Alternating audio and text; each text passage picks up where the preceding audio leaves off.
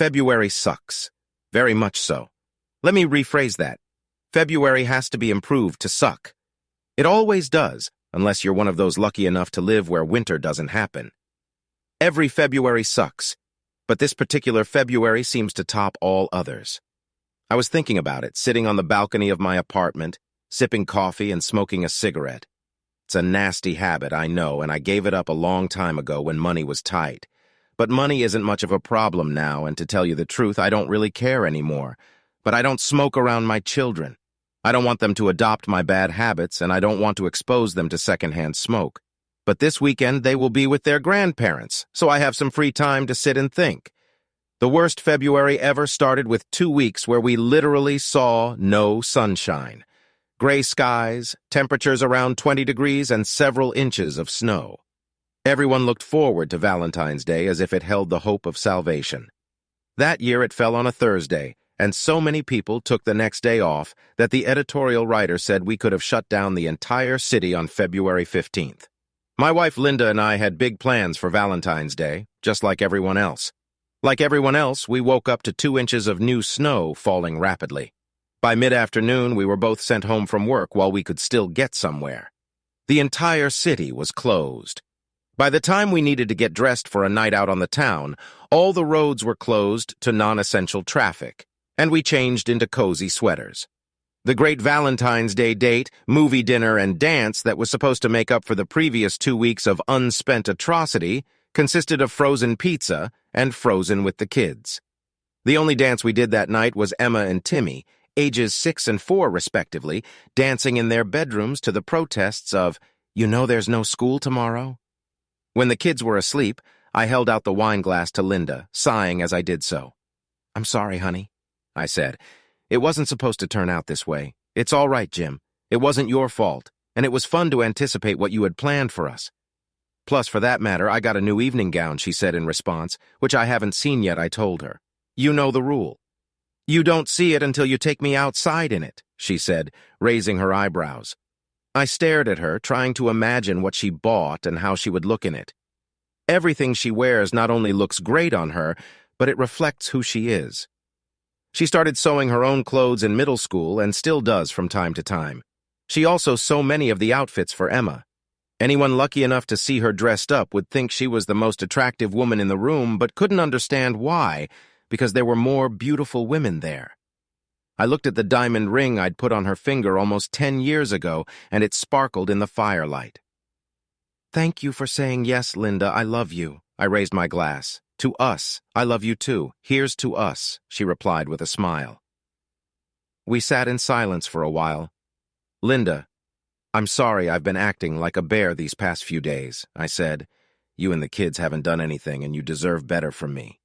It's just this damn February, and it's—" "I know, Jim," she said quietly. "I'm sorry, too. I've been just as bad. I think bears hibernating is the right idea. We really should hibernate until spring. We've all been on edge, even the kids. The people at my job are much worse than you are, though. What's it like at your job?" "Same thing." "Well, look on the bright side, Jim. We have each other, we have our kids, we have our house, we know where we're going to eat." "Yeah, at the Wendy's," I said with a chuckle, remembering our first date so long ago. It was our standing joke.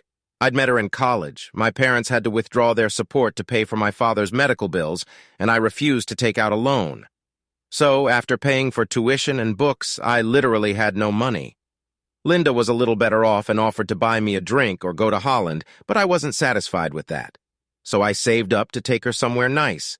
She said I was being silly and stated that the goal was to spend time together and get to know each other better, and we could do that at the Wendy's. So we went there, and the rest is history. We have since moved on to a different grade, but we still go to Wendy's from time to time for old times' sake. "Seriously," I said, "how do people get through times like this if they don't have love? Sometimes not." Linda shuddered. A couple years ago, her high school boyfriend had killed himself with alcohol and pills on Valentine's Day night. "Well, we want to, and we will," I said. I sat down my glass and took her hands in mine. "Happy Valentine's Day, my favorite wife. Happy Valentine's Day, my beloved husband." We stared into each other's eyes for a minute, and then decided that we really should move this to the bedroom. We ended up with what the editorial writers thought was a 3-day weekend. thanks to the fact that we got about 2 feet of snow instead of the predicted 8 inches. Everything was closed, but fortunately almost no one was without power and many had snowmobiles. So everyone who really needed to get somewhere was able to do so. Our kids, of course, were thrilled. Mom and Dad were home all day, snow to play in, pizza to eat, and movies to watch, not to mention no school. What more could they want? Linda and I were very happy with the situation, too. There was no need to go anywhere or do anything, and we could enjoy our family at will. We didn't have to worry about food. Linda and I had both grown up in these parts, so we always made sure we had plenty of food and shared it with others, just in case. Emma and Timmy were so tired that they didn't even fuss before bedtime and slept like logs. This, of course, allowed Linda and I to satisfy our hearts in a way that we usually had to send the kids out of the house. There were only a few things that seemed wrong to me that weekend. We had hundreds of movies in our house, but the kids only watched one, Frozen, over and over and over again. Okay, it's a cute story. It has some good songs in it, but enough. And Linda still couldn't model a dress for me and wouldn't even let me look at it. Taking me outside means going out, not in, she said, smiling coquettishly. What if I promised to rid you of it? Is that close enough? I asked. Nice try, but no cigar, she said, unwilling to budge an inch. The real world returned early Sunday evening as the plows drove through our neighborhood. School and work were due on Monday, and we all sighed as we packed up. Just before bedtime, Emma and Timmy came into the living room, freshly washed and in their night clothes. Big Sister, of course, was the spokesperson, standing as straight and tall as she could. Mommy, Daddy, this weekend was the best weekend ever. Thank you for playing with us, watching our movie with us, and being together for 3 whole days in a row. We love you. With those words, Daddy's girl climbed into my lap, and Mommy's boy climbed into Linda's. After hugging us with the cutest baby hugs in the world, they switched parents and did it again. I looked at Linda and her eyes were as moist as mine. We love you too, I managed to murmur. We're so glad you're our children. That night, Linda and I made love until we felt like we were merged into one being. In the morning, we couldn't wipe the smiles off our faces, and neither could the children. In February, however, the harshness of everyday life returned, and the 3-day weekend became just a memory. Linda and I were just sprawled out on top of each other on the living room couch after finally putting Emma and Timmy down for the night when her phone rang. I groaned and said something, but I don't remember what it was. It's Dee. I have to buy it, she said. We had a loose circle of 5 couples that we would occasionally meet or go on dates with. We all met as married couples, so there were no awkward when you were single moments. We all had the same ideas about fidelity, that is, you just did it. It just wasn't negotiable. At least that's what I thought at the time.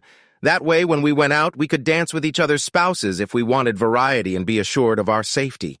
The closest we got was with Dee and her husband, Dave. She and Linda were pretty much best friends forever.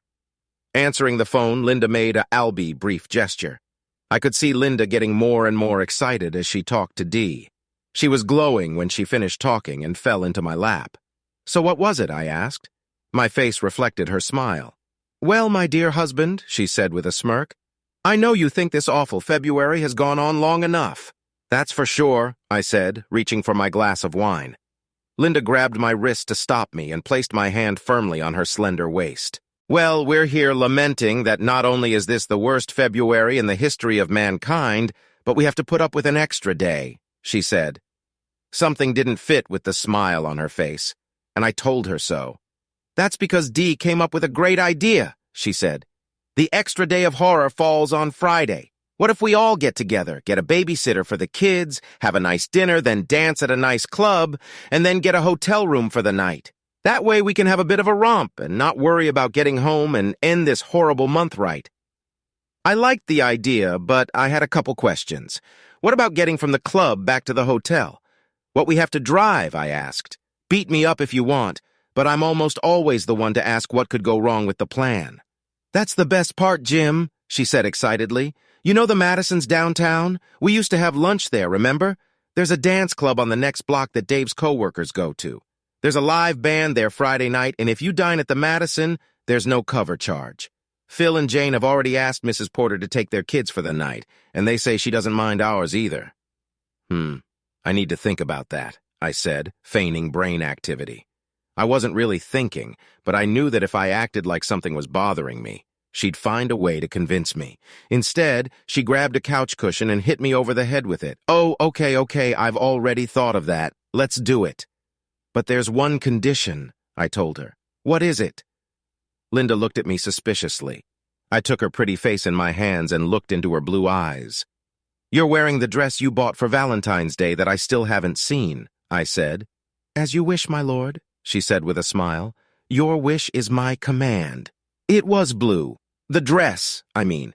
Don't ask me to describe what color it was because I can't. All I can say is that it made her blue eyes look like they were glowing in the dark.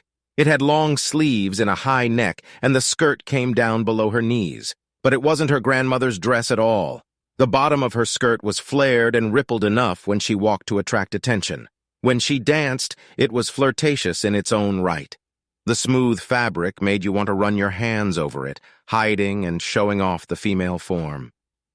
Linda smiled as she slowly made her way down the stairs to where I waited for her, stunned and looking around. "Dear Jim," she said softly. She covered my mouth, running her finger gently down my chin. I swallowed, but I still couldn't speak. It's still the same me, the same old me as always. "You don't need to flatter me, though. I admit I love it when you do," she said. "You don't realize. You don't know how amazing you look. You—" The words failed me. I took her slender hands in mine, leaned down, and kissed them. Looking up, I saw that her eyes were shiny and moist, and a slight tremor flickered in her smile. I nodded. She understood. The 10 of us met at a restaurant. It was crowded on a Friday night, but we had reserved a table large enough for all 10 of us to eat together. We laughed, talked, and enjoyed a great meal, enjoying each other's company and savoring the fact that February was finally over. Linda was the most attractive woman in the room, and I must have told her that half a dozen times. I touched her arm, shoulder, or hand as often as I could find a reasonable excuse. She reciprocated and smiled as she looked into my eyes. This night was going to be unforgettable. We checked into our rooms and then headed to the club. Neither Linda nor I tolerate alcohol very well, so I usually designated driver. I was glad I wouldn't have to do that tonight. Not that I minded. The safety of my friends was important to me, but I was looking forward to leaving Linda to herself as soon as possible. She seemed to be thinking the same thing. She left for a few minutes alone in our room, and when she returned, her beguiling, "I'm going to turn you on like this," smile was playing across her face. "We won't have to stay at the club for long, will we?" she whispered as we walked along.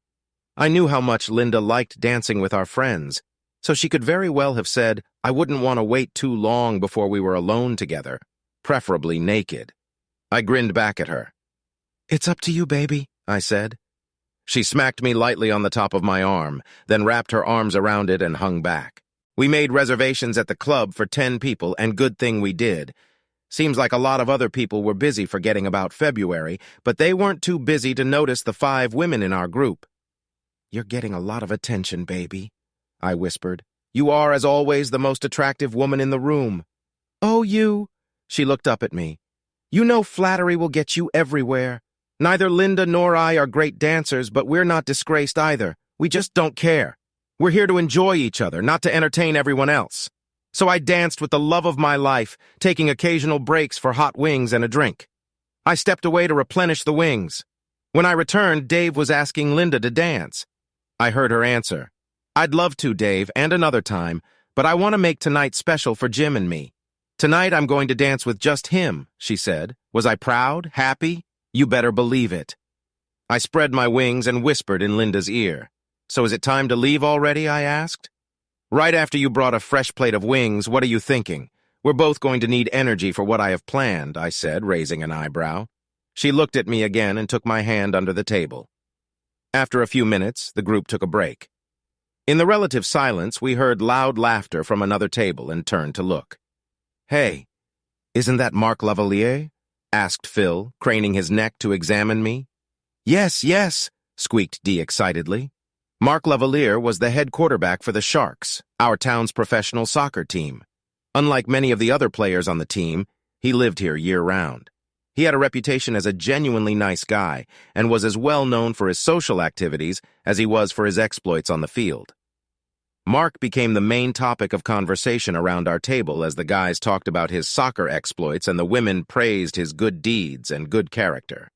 It doesn't hurt that he's handsome either, Dee added. Linda and I knew who he was, but at that moment we weren't interested in anything but each other. We let the conversation overwhelm us, holding hands under the table. "Hey, you two, get a room," said Dee. Linda and I looked at each other. We hadn't even kissed. Well, not really kissing anyway. The fact that I was feeding her wings didn't count. Besides, we'd already gotten a room. What saved us from further awkwardness was when the band started playing again. "Shall we dance here or upstairs?" whispered I to Linda. Before she could answer, Jane stepped in. "Look, he's coming this way," she exclaimed. Sure enough, Lavalier came out from behind his table and headed toward ours. I was amused by the reaction of the women at our table.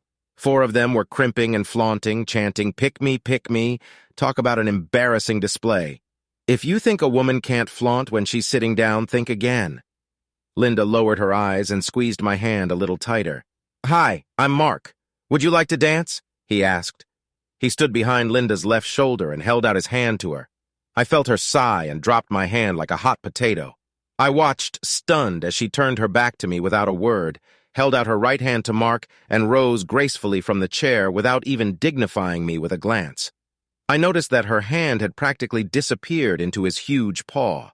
I also noticed the look of delight on her face. At that moment, I simply ceased to exist in her mind. "Hey, man, now my feelings are hurt.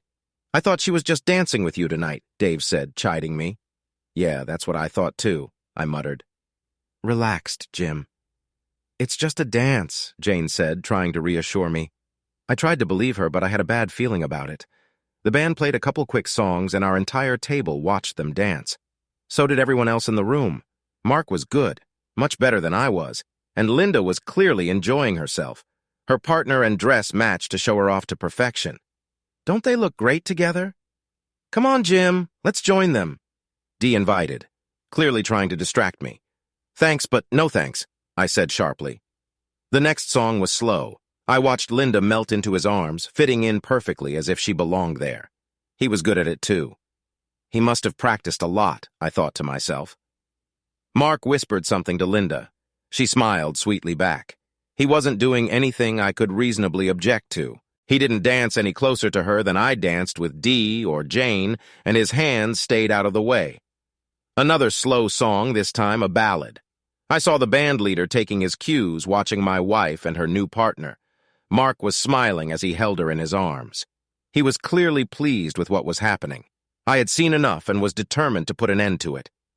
I rose from the chair and felt Jane's hand on my arm. "Hold on, Jim. Give her this. Don't spoil her mood," she said. I released my hand and looked at Linda's face. She clearly wanted to be exactly where she was and nowhere else. She didn't want me to interfere. In fact, I was nowhere present in her thoughts, and that was obvious. I sank back into my chair, heartbroken. Finally, the song ended. Mark nodded to the band leader, who started a faster song. He and Linda left the dance floor, smiling at each other but not touching, not even holding hands. Linda gave him one last beaming smile, turning to our table and Mark to his own. The difference between a woman's best smile and her second-best smile is small. If you don't know a woman well, you probably won't notice her at all. As Linda approached our table and our gazes met, her best smile was replaced by her second-best smile. At that moment, I realized we had a problem. "I keep telling you that you're the most attractive woman here," I whispered in her ear as I sat her down. I reached for her hand and took it in both of mine. "Maybe it's time to head to our room for the next dance?" For a moment, I could have sworn Linda was scared. Her eyes widened and I felt her hand tremble. She recovered quickly and looked away from me across the table. "Sorry, everyone, I just need to go to the bathroom." "Linda, will you come with me?" asked Dee. Her voice could be heard far beyond our table. I was too busy wondering why she needed to let the whole room know. Linda looked at me apologetically. "I'm sorry, Jim, I could use a refresher too," she said with a note of sadness in her voice. She got up and left without answering my question. Of course, the conversation immediately turned to why no woman walking with the group could go to the bathroom alone. I was just beginning to wonder why my friends were trying so hard to keep the conversation on that topic when Dee came back. She was alone. "Where's Linda? Is she okay?" I asked, practically screaming. "Relax, Jim," Dee said, smiling. "Linda's fine. She just has some things to do. You don't need to worry about her. She's a grown woman, you know." What did that mean, I wondered. Indeed, I was worried about Linda, but she was worried about me just the same. I put up with this bullying for about 5 minutes, and when Linda never came back, I had had enough. I got up and headed for the bar, bringing an empty plate with me as an excuse, and approached one of the female bartenders. "Excuse me, but my wife went to the bathroom about 15 minutes ago and still hasn't come out," I said. "She never stays that long. Could you go or send someone to make sure she's okay?" The bartender threw me a questioning look. The plate in my hand gave me an idea. The wings are great and she loves spicy food, but every now and then she has a reaction. "Really, I just want to know she's okay. Her name is Linda. Here, let me show you a picture of her," I said. I set my plate down and typed Linda's picture into my phone. The bartender was about to give me a sympathetic look when a voice sounded at my elbow. "She's fine. You don't have to check," Dee said in an almost apologetic tone. She turned to the bartender. "It's fine. I'll take care of it," she said, placing a $5 bill on the counter. I wondered why the bartender looked at me sympathetically as she tucked the bill into her pocket. "What? Why did she go in there with you? Because you asked her to."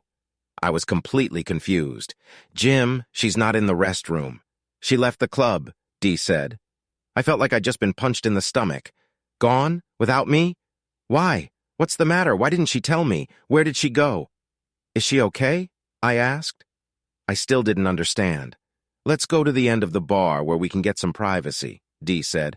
I just went where Dee dragged me. It was quieter in the dark corner at the end of the bar. She looked me in the eyes. "Jim, Linda loves you. She loves you and the kids more than anything in the world, and she always will, and you know it. But she's going to spend tonight with Mark," she said. I stood there with my mouth open, staring at the stupidity, as if my whole world had ended. Pictures, or what was left of it, swirled frantically in my head. Linda at the top of the stairs in her beautiful blue dress. Linda at dinner. Linda at the club. Linda as we fed each other wings. Linda in asshole's arms. My Linda, the mother of our children, the love of my life. My anger was growing. So on what should have been a special night for us, she dumps me for some asshole jock. I growled, looking at Dee. "Jim, she hasn't left you. She's coming to your house tomorrow, and you'll have many more special nights together," she said. What is this woman smoking, I wondered? She didn't even have the guts to tell me to my face that she was leaving me. She just slipped out the back door like a snake, I said. "And you helped her."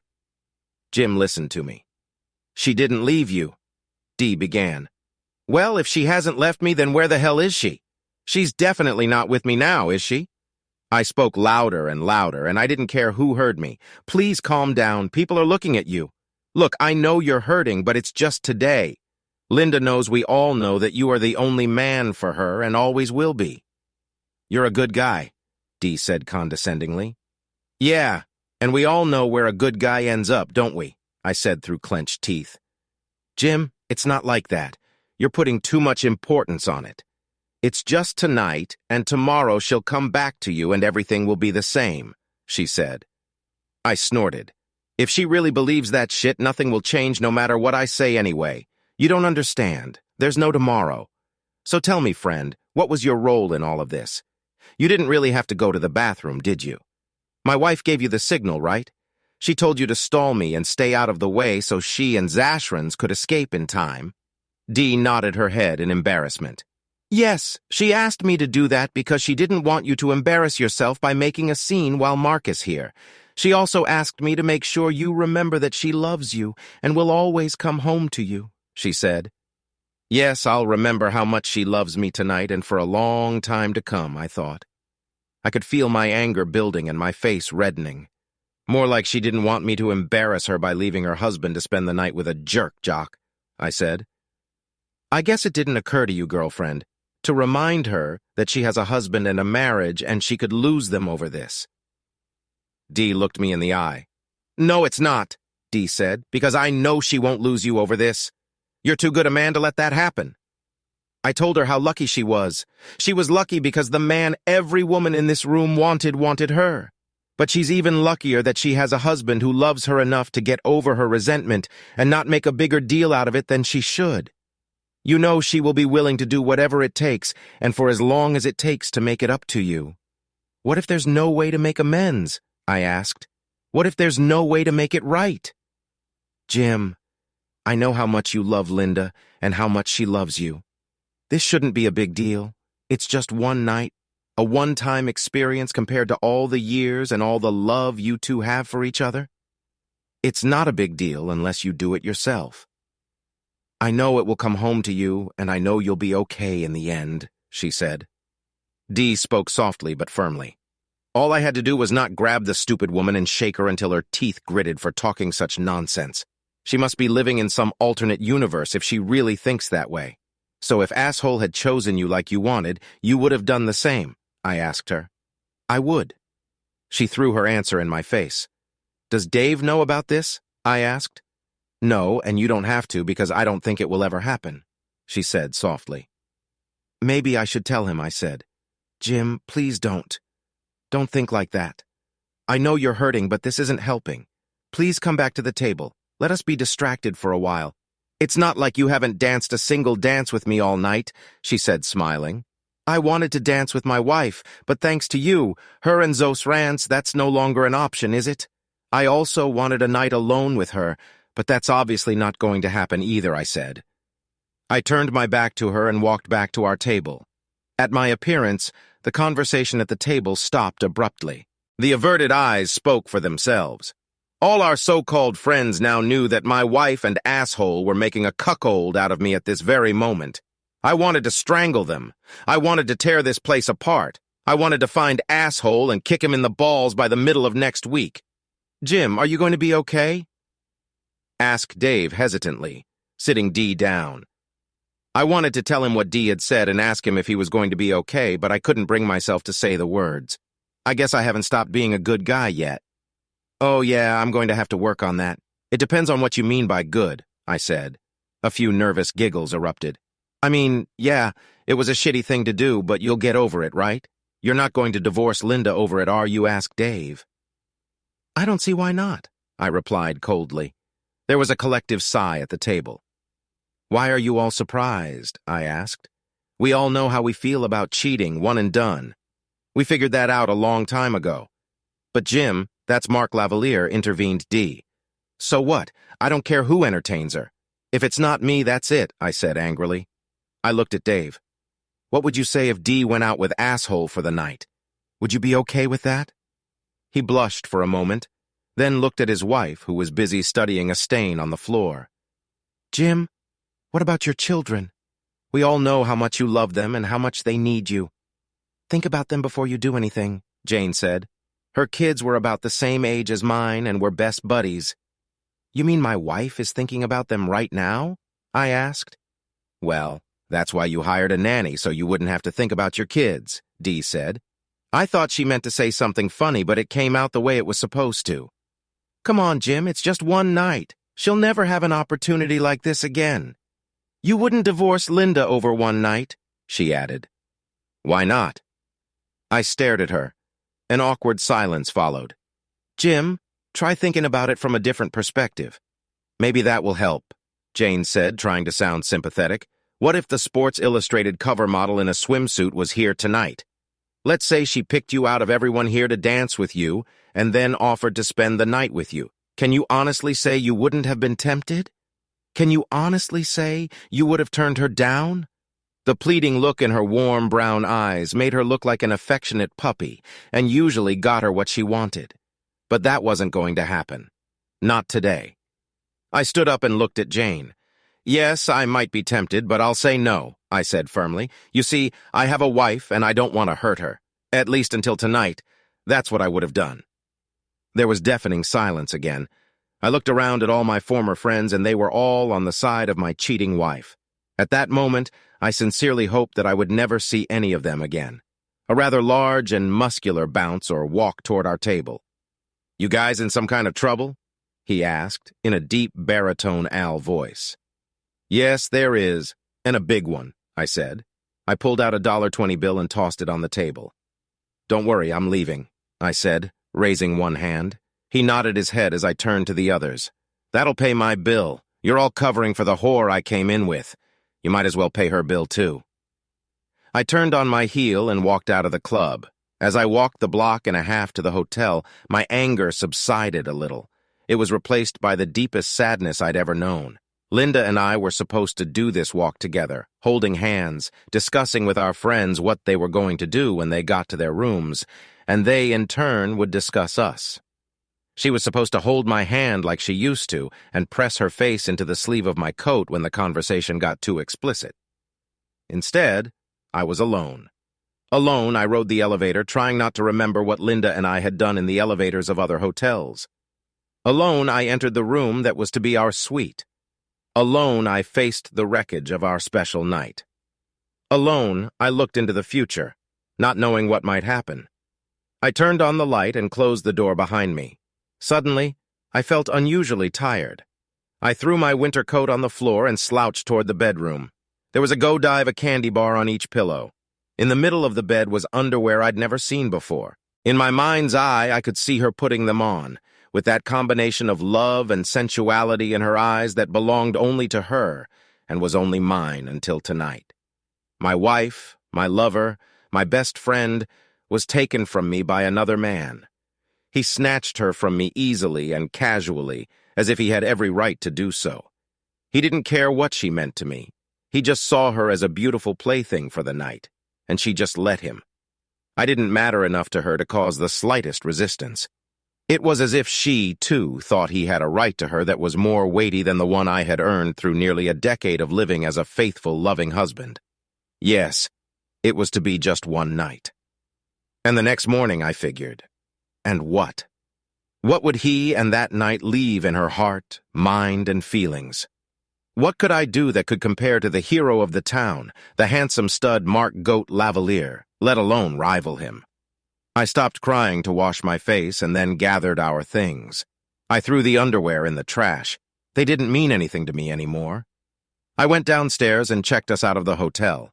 I didn't care how Linda came back. The desk clerk looked puzzled as I went through the checkout procedure. "Is everything all right with your room, sir?" she asked.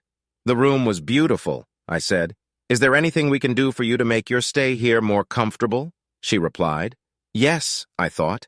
"Make asshole disappear into a black hole, never to be seen again. Turn back time and get my wife back." I just shook my head. "No, not really, but thanks for asking anyway," I said quietly. "We just had a sudden change of plans." The clerk looked at me sympathetically as if she'd read my mind. "Have a nice evening, sir," she said before I left. "Yeah, that's right, have a nice evening." I got into my car and somehow managed to make it home safely. Everything was churning inside of me, emotions fighting for control. Part of me was angrier than I'd ever been in my life. The other part was sad about the loss of my wife and my family. I walked into the starter house where we lived and noticed how quiet and empty it had become. I took my luggage into the bedroom and sat down, trying to make sense of what had happened. I looked at my phone, hoping to see a text message or something from Linda. I hoped she had come to her senses and changed her mind, but that didn't happen. I laid down on the bed still in my clothes and dozed off for a while. It was about 2 o'clock in the morning when I was awakened by the buzzer of my phone. Looking at it, I saw that I had received several text messages from an unfamiliar number. Could it be Linda? I pulled my phone out of my pocket and what I saw made me wince. There was a series of photos and short videos of them having fun. I wondered for a moment how he'd gotten my number, then decided that he must have gotten into Linda's phone while she was in the bathroom and then sent the pictures and video to me. I slammed my phone shut, and then an idea hit me. Oh yeah, divorce was no big deal at this point. I was done with Linda now and forever, but the asshole would pay. I swore he would pay for ruining my happy life and my family. I went to my computer and copied the images and videos onto it. Then I wrote a letter to all of our so-called friends, the ones who let her do it and covered for her when she went off with asshole. I attached the videos and pictures and sent the email with the subject line, "Happy now?" For the next few hours, I worked tirelessly, moving all of her clothes and belongings into trash bags and stuffing them into the car. By the time I was done, she barely had enough room to sit and drive. I drove her car out of the garage, changed the code so she couldn't get back in, and took the garage door opener out of her car. I wasn't finished yet, and turned to everything that reminded me of our marriage. The portrait hanging over the fireplace, our wedding album, her wedding dress, the bride and groom's glasses on the mantel, the crystal vase at the opposite end of the fireplace, the things she loved, everything. By the time I was done, the house resembled a war zone. Shards of portraits, stuff, shards of glass and silk were scattered everywhere. At one point, I felt like taking a shit, and then another thought came to me. I took off my wedding ring and threw it down the toilet along with my urine and feces. I almost flushed it right then, but another thought came into my head and I decided to wait. I was mentally exhausted, body running on adrenaline as I sat down to get a cup of coffee. I heard something hit the door and realized it was the morning paper. I hadn't realized I'd been doing it for so long. I opened the door and picked up the paper and sat down at the kitchen table again. The next shock I got was when I opened the paper and saw a teaser about the butt. I turned to the sports section and there were giant headlines. Who was Mark Lavalier's new girlfriend? What?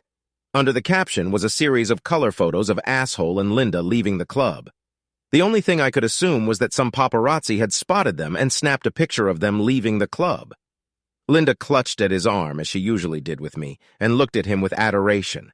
Just as she had once looked at me, one of the photos showed them kissing before she nonchalantly climbed into his Jaguar. My humiliation was complete. Now the whole damn town knows about it. I read the article, but it was full of generalizations and speculation. Apparently no one had talked to any of them yet. I went to the newspaper's website where I found an online version that had not only pictures but video as well. I copied the link to the article and sent it to our supposed friends with the subject line, "Screw you all to hell." I looked at the clock and saw that it was 5:30 in the morning. I knew Linda's mother was already up and making breakfast for her husband since he was an early riser. So I called. "Hi," she said in response. "Everything okay?" "No, it's not Mom," I said. "We got along well and I always called them Mom and Dad." "What's wrong, dear?" she asked. "Is it the children?" "No," I said. "Have you seen this morning's paper?" "Not yet," she said. "Alfred likes to watch her over coffee." "Why?" "He might want to avoid the sports section," I said. "There's an article on Mark Lavalier that he might not like. Alfred thinks only good things about him," says Linda's mother. "Maybe not when he sees this," I said. "Linda left me at the club we went to with him last night, and they were spotted by the paparazzi getting into his car." "Oh my God," she said. "Where's Linda now?" "She's still with that asshole," I said. "What?" "She stayed the night with him," she asked. "Yeah," I said. "There's a few other things, but that's pretty much the way it was. I don't know when or if she'll come back, but I can't keep her here. If she ever comes back, I'll kick her out and she'll need somewhere to stay." "All right," she said. "Alfred won't be happy about it. I'm not thrilled about it either. Is there any way to overcome this?" "No, Mom, she didn't," I said. "She deliberately turned her back on me and went off with him, and our so-called friends covered for her." "I'm so sorry, Jim," she said. "We raised her better than that. Of course she can stay here if she needs to. But what about the children?" "They're at the babysitter's for the night," I said. "I may have to ask my in-laws to watch them for the rest of the weekend." "Okay," she said. "Let me know if there's anything I can do to help Jim." "Thanks, Mom, I appreciate it," I said. I had another idea, so I went back to the computer. I grabbed the link to the asshole article and opened Linda's Facebook page. We had no secrets from each other up to this point, so I was able to log in as her. I posted the link on her page with the caption. Guess what? I made it to the front page of the sports section, went on a date with her lame husband, and ended up spending the night with a real student. Lucky me, I figured it would get some tongues wagging, but I wasn't done. I found the email address of the reporter who wrote the article. I figured I had already been humiliated in front of the world, so I threw caution to the wind. I sent the reporter a short email that briefly explained what had happened, and then included a video of asshole telling me he was going to entertain Linda again. I left contact info so the reporter could call me back. I sent the email and burst out into an evil laugh worthy of Snidely Whiplash. At 8 o'clock, I called Mrs. Porter and asked if it was okay if my parents picked up the kids that morning. She assured me that it was, and asked if I had seen the sports section of the newspaper. Yes, I said. Was that really Linda? She asked me. Unfortunately, yes, I said. That's why I'm going to ask the parents to take the kids. I don't want them here when she comes back. Is she still with him? She asked, shocked. Yes, I said. And I'd appreciate it if you didn't say anything about it to the kids yet. I understand, she said. I'm sorry, Jim, you don't deserve it. Thank you, I said, and ended the call. The next call was to my mom. Jim, is everything okay? She asked, picking up the phone. Your father just read the paper and he should be tying his tie right now. Is it really, Linda? Yes, that's right, Mom, I said. She's still not home. Could you pick up the kids from Mrs. Porter's house this morning? I think they should stay with you for the rest of the weekend. It's not going to be pretty here. Of course, son, she said. I understand all that. What are you going to do? Unleash hell, Mom, I said. Listen, son, whatever you do, think of the kids first, okay? They're the most important thing in your life right now, she said. I know, Mom, I said, but thanks for reminding me anyway, and thanks for picking them up and letting me stay with you. We finished talking and I grabbed a cup of coffee. I felt like smoking a cigarette, but I fought the urge and kept walking. Around 9:30, my cell phone rang. I saw that it was Dee and answered it. What? Bello die? Jim, it's just me, Dee, she said. I know it's you, I said. What the hell do you want? Jim, I saw this morning's paper and I wanted to apologize. I had no idea it would be this bad, she said. What the hell did you think was going to happen? I asked.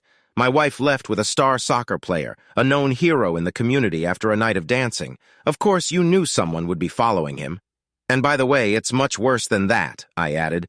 What do you mean? She asked. You'll have to wait and see. By the way, have you looked at Linda's Facebook page? I asked.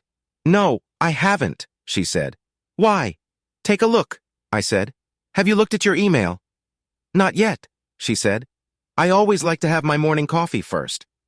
Well, the answers to your questions are right here, I said. I hope you're happy as hell. I ended the conversation before she could say anything else, but I assumed she'd call back. After that, I got a few more calls.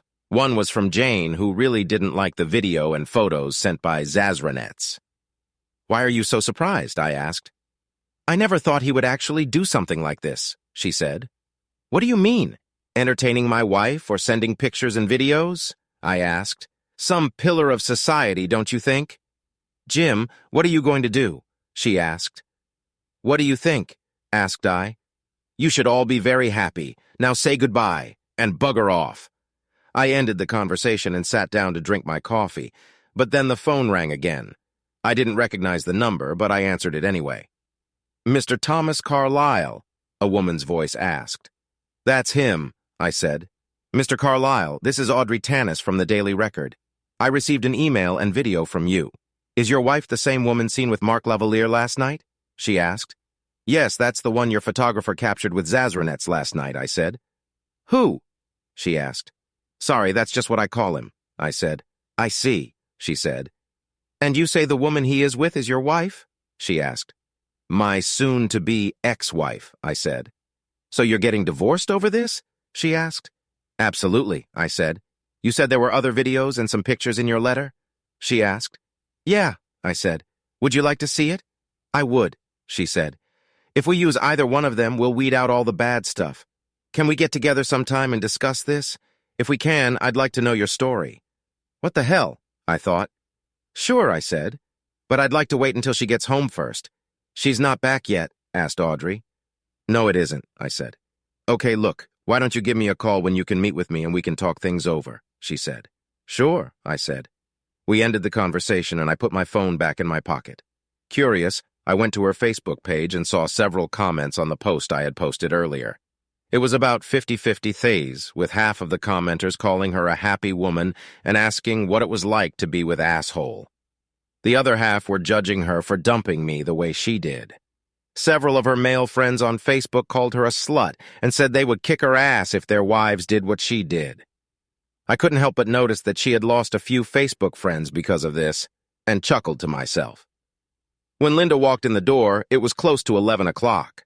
I looked up from my desk and saw a Jaguar pulling away from the house. Jim, it's me, she said, pulling the key out of the lock. I'm home, she announced, as if spending the night with her lover was a regular occurrence for her.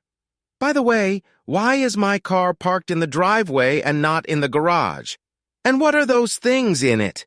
Her eyes widened when she saw me at the table. I knew I looked terrible. Her face turned white as she looked around the house. It was an absolute disaster. "Oh my God," she exclaimed. "What have you done? Everything has been destroyed. Our wedding portrait, my vase, our glasses. And what is that smell?" "I just finished what you started last night," I said. "Did you get any sleep last night?" she asked. I shrugged. "Why do you care?" I asked her. "Look, I'm really sorry about last night," she said, "but I'm here now, and I'm still your wife." I shook my head. She walked over to me and tried to kiss my cheek, but I stopped her. "Don't touch me," I said. She looked startled, as if I'd slapped her.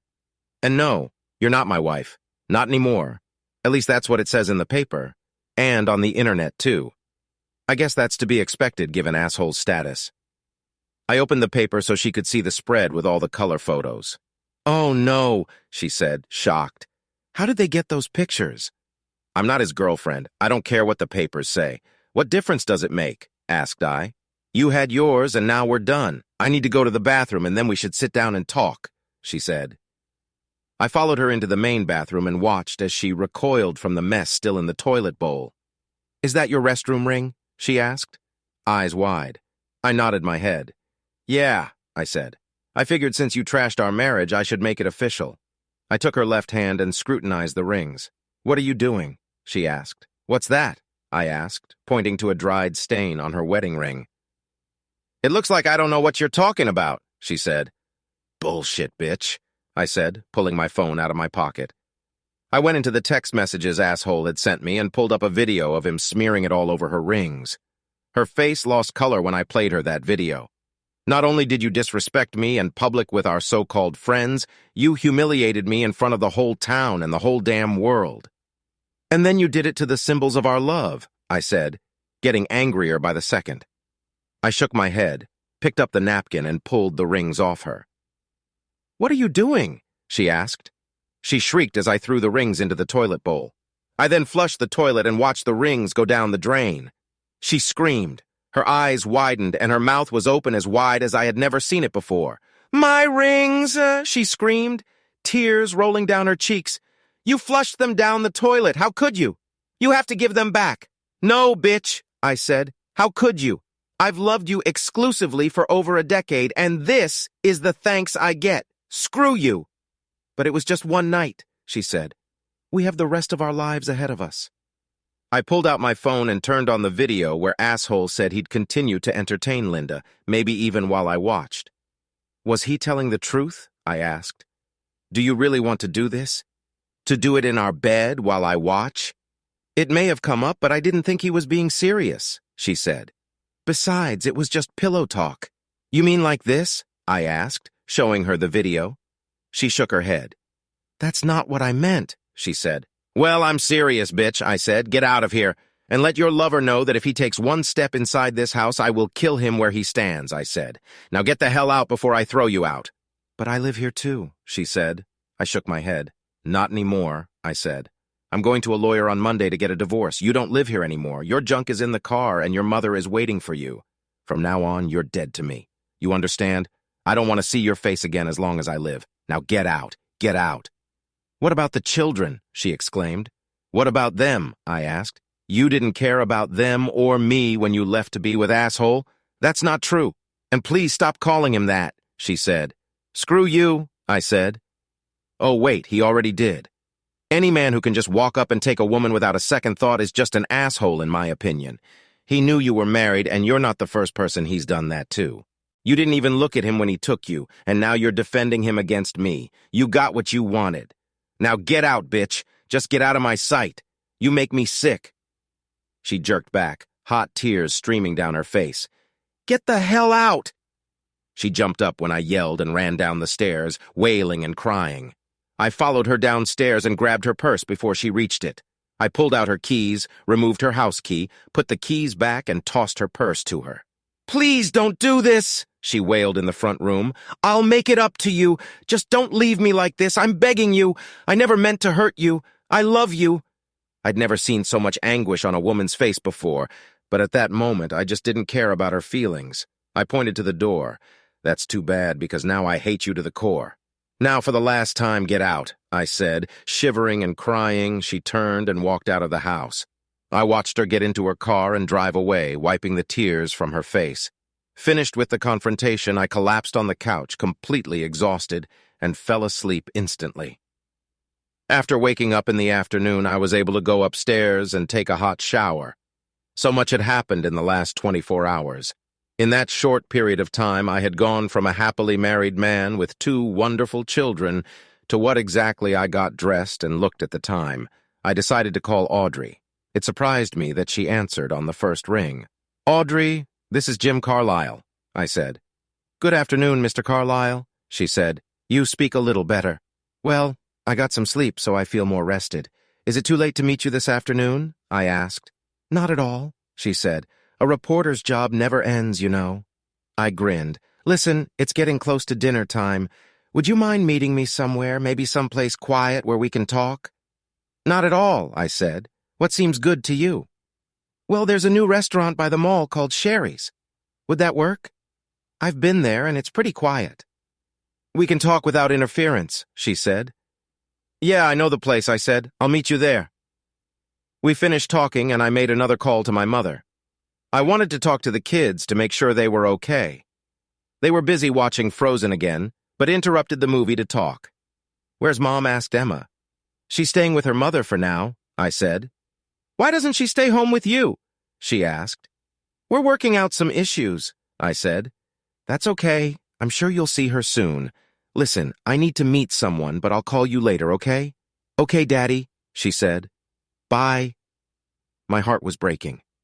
Linda and Asshole had not only ruined my marriage, they had ruined my children's lives, and for that, I would never forgive them. Sighing, I left the house and drove to Sherry's. When I got there, I was escorted to a table in the corner where a young pretty brunette was sitting with an open laptop. She looked up as I approached, stood up and introduced herself. We each placed our order, and the waitress stepped away from the table. "Mr. Carlisle," she said. "Nice to meet you." "It's a pleasure to meet you, Miss Tannis," I said. "Please call me Jim." "Thank you," she said. "And please call me Audrey."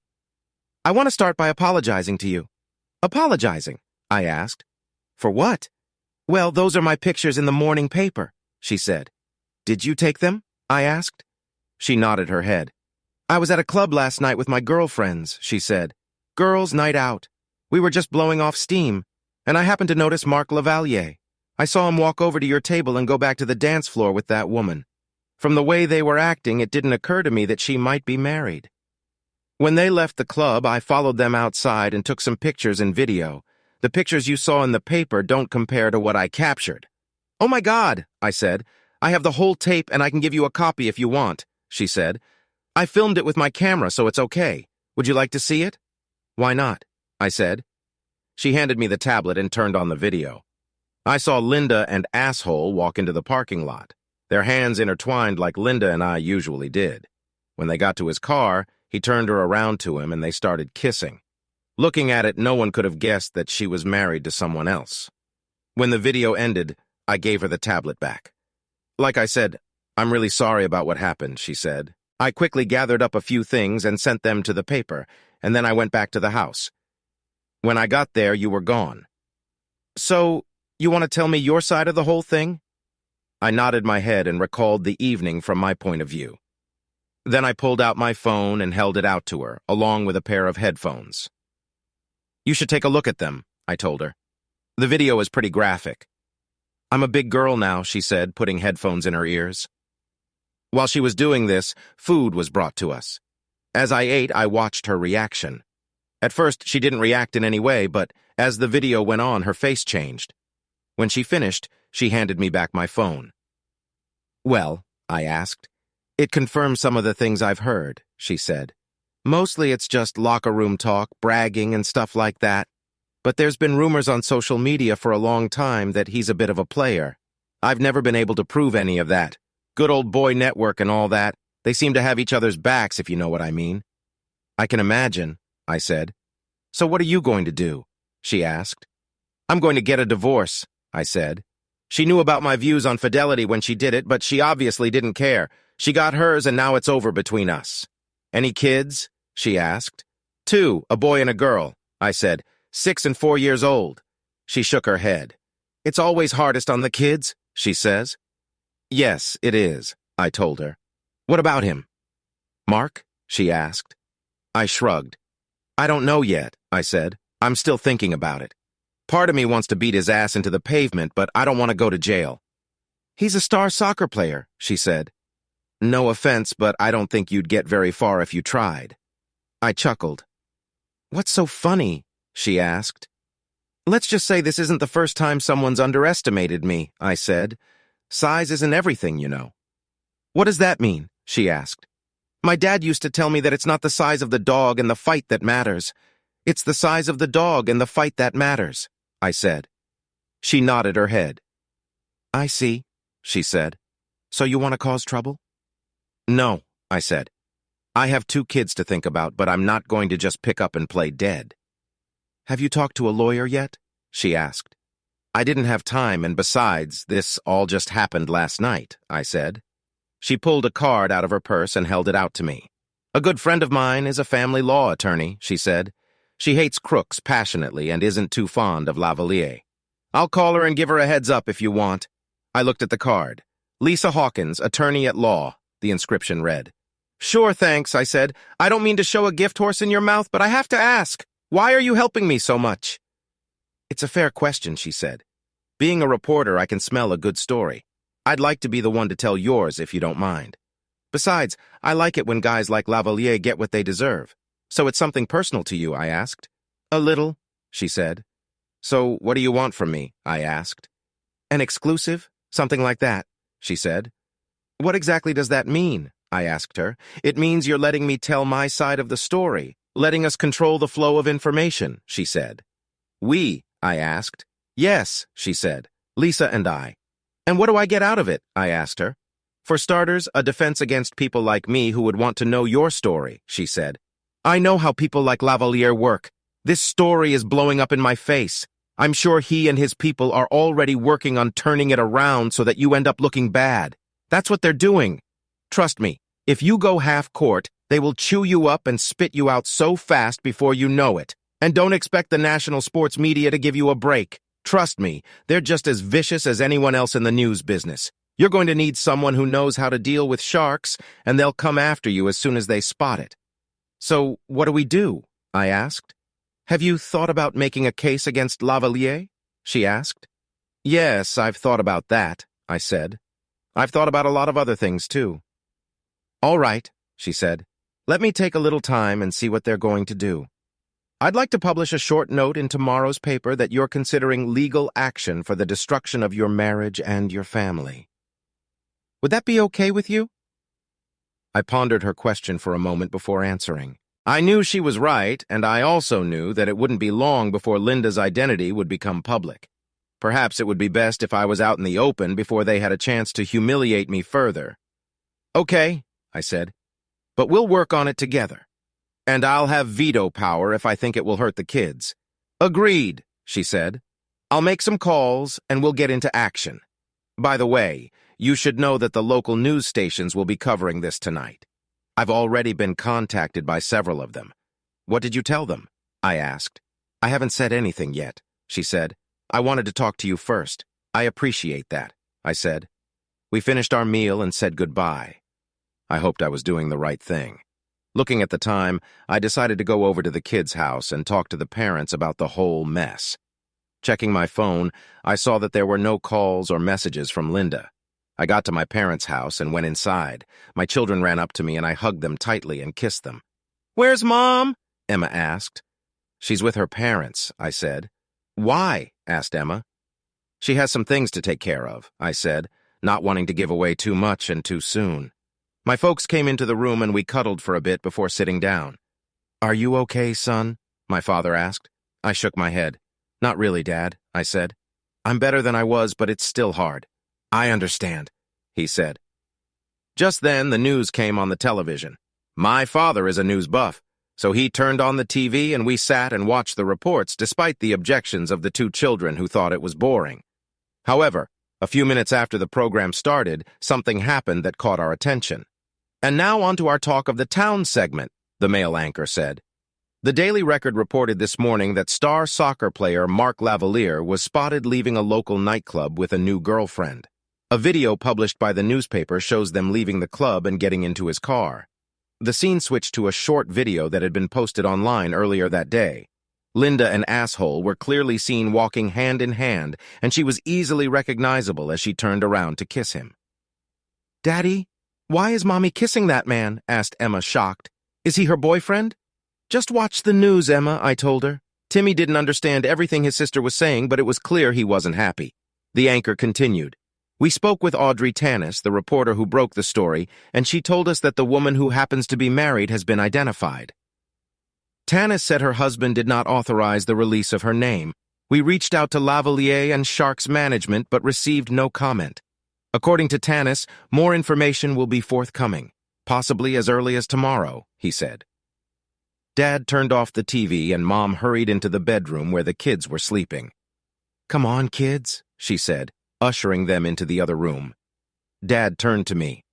"What are you going to do, son?" he asked. "I'm getting a divorce, Dad," I said. He nodded his head. "I don't blame you," he said. "You know what probably means she gets the kids and you lose everything financially." "Maybe," I said, "but there's no way I could live with her. Not after this. By the way, I talked to the reporter who broke the story." "Yay?" he asked. "Yes," I said. "She offered to tell me everything and helped me out. The next few days aren't going to be much fun. This is just the beginning. When this all hits the media, it's going to be a circus." By this time, my mom had returned and sat down next to us. "The kids can stay here for a while if they need to," she said. "At least this way they won't be bothered by a bunch of nosy reporters." "Your mom's right, son," Dad said. "They can stay here as long as they need to." I thought for a moment before I answered. "You're right," I said. "Thank you. I'll get some more of their stuff tomorrow. If you need anything else, let me know." "Linda will want to see them," Mom said. "Technically, we can't stop her, not without a restraining order." "I know," I said. "God, it's so messed up. Why did she do it? Surely she must have known it wouldn't end well." "It's hard to say, son," my father said. "You do what you have to do. We'll help in any way we can. Just don't do anything stupid." "Thanks, Dad," I said. We hugged and I went to the kids. Little Emma came up to me with tears in her eyes. "Are you going to get a divorce?" she asked. I couldn't lie to her and pretend everything was going to be okay. "I guess so, honey," I said. "But remember, no matter what happens, we all love you very, very much."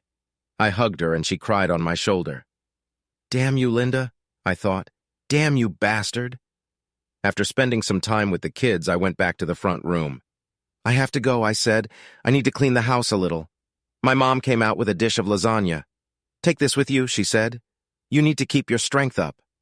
"Thanks, Mom," I said, taking the dish. I love lasagna, and Mom's lasagna was the best lasagna I had ever eaten.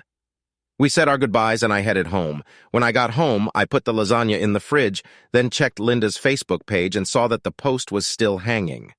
By this point, it had been viewed by over 500,000 people and several comments had been left. Most of them were negative, with the kindest ones calling her a whore. I also noticed that she had lost almost 3/4 of her friends. I smiled to myself and shut down the computer. I had cleaned up after the night's rampage and was getting ready to heat up the lasagna my mom had given me when I heard the doorbell ring. Shit, I thought. I went to the door and looked through the people. It was Dee and Dave. What the hell did they want? I opened the door slightly. "What the hell do you want?" growled Di. They both jumped back in shock. "Can we talk, Jim?" asked Dee. "Please?" "Why?" I asked. "Because we're friends and we're worried about you," she said. I snorted. "Friends?" I asked. "With friends like you, who the hell needs enemies?" "Please, Jim, can we come in and talk for just a minute?" pleaded Dee. I thought for a moment, then decided to let them come in. They looked around, shocked. All of Linda's things were gone, but what was left of the destroyed wedding portrait still hung over the fireplace. "So what do you want?" I asked, pouring myself a cup of coffee. I didn't offer them anything, and I could tell they noticed that. However, they didn't say anything. "Jim, first of all, we want to apologize for last night," Dee said. "I saw the video you emailed us and read the report. We didn't know it was going to be that bad, and we just wanted to apologize." "You didn't know, did you?" I asked mockingly. But you knew she was married last night when you practically pushed her into his bed, didn't you? Yes, it is, Dee said. What's more, Linda knew she was married when she left with him, I added. The simple truth is that neither of you cared, not even Linda. You all knew she was married, but none of you even thought enough of me to try and stop her. You couldn't put it between her legs fast enough. You couldn't? They looked at each other in shame. All that shit about one and done doesn't mean shit, right? I asked. Probably not, Dee stammered. You know, Linda's really upset right now. We're really worried about her. All she does is lay on her mom's bed and cry. I'm afraid she's about to have a nervous breakdown. I walked over to the bookcase and pulled a thick dictionary from the shelf. I tossed it onto the coffee table. The noise it made as it fell made them both jump. You want sympathy? I asked. I nodded my head toward the dictionary. Look between shit and syphilis, and you'll find it there. You won't get it from me, and neither will she. They looked at me, shocked. My God, that really destroyed you, didn't it? Ask Dave. You don't understand shit, I said. I'm just about as close to tipping my hat at someone right now, I said, holding my thumb and index finger 1/32 inch apart. Other than the fact that I don't own a gun, the only reason I haven't is because someone has to think about the kids. God knows neither you nor Linda thought about that last night. So it's true that you flushed your rings down the toilet and told her she was dead to you, Dee said. I nodded my head. Yeah, I said. She messed up our marriage and I just finished what she started. And what are you going to do now? Ask Dave. There should be no doubt about that, I said. Thanks to all of you, I've been humiliated in front of the whole damn world. This article has already gone viral and has racked up at least 1 million views. Anyone who knows Linda can clearly see that it's her, so I have no choice. I have to divorce her nasty ass. I looked at Dee. And you'll be named too, I added. Me? Ask Dee. Why? Because for all practical purposes you helped her destroy our family, I said. That's the same as being an accessory to a crime. You could have stopped her, but you consciously chose not to, and then you tried to justify what you did to me. By the way, have you told your husband about what you told me yet? Dave looked at her, frowning his eyebrows. What did you say to him? He asked. She looked down at the floor, her face flushed. He looked at me before he spoke. What did she say to you? She told me that if Asshole had approached her instead of Linda, she would have gladly done the same thing Linda did, and was very proud of it, I said. Angry, he turned to her. Is that so? He asked. We'll discuss it when we get home. She looked at me angrily. I asked you not to tell him, she said. I shrugged. That's too bad, I said. I think your husband deserves to know what kind of woman he's married to, don't you? So that's it then, she asked. Quite, I said. They got up to leave, but Dee made one last attempt on Linda's behalf. I understand if you don't want to be friends with us anymore, she said. But can't you find it in your heart to forgive Linda just this once? She really loves you, doesn't she? I shook my head. Are you really that fat, Dee? I asked. No, I can't forgive her, and I never will. She destroyed me with her betrayal, and you helped her. I can never look at you the same way again. She nodded her head and looked depressed. Okay, she said quietly.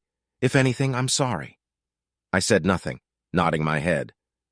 Yeah, I thought she's sorry. Dave held out his hand, then thought for a moment and yanked it away. I'm sorry too, he said. We're all sorry. I guess I'll see you later. I hummed in response, not wanting to say anything to my former friends. I watched them walk away, Dee wiping the tears from her face. I closed the door, locked it, and went into the kitchen to get dinner.